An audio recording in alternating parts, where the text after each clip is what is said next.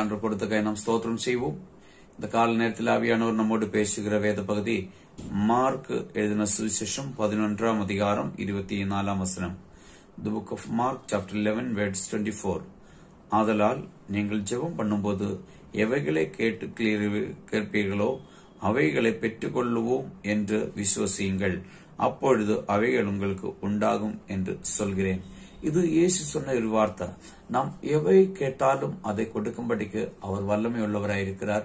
அவர் நம்மோடு கூட இருக்கிறார். அவர் நம்மளை கைவிட மாட்டார்.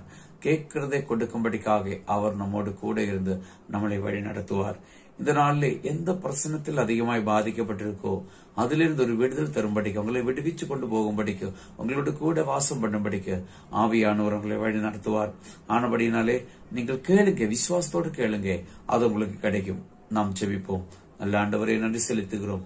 இந்த கால நேரத்தில் என்ன கேட்கிற ஒவ்வொரு பிள்ளைகளையும் இந்த வசனத்தின்படி பிதா குமாரன் பரிசுத்தாவின் நாமத்தில் ஆசீர்வதி ஜெபிக்கிறோம். இயேசுவின் நாமத்தில் பிதாவே, ஆமென்.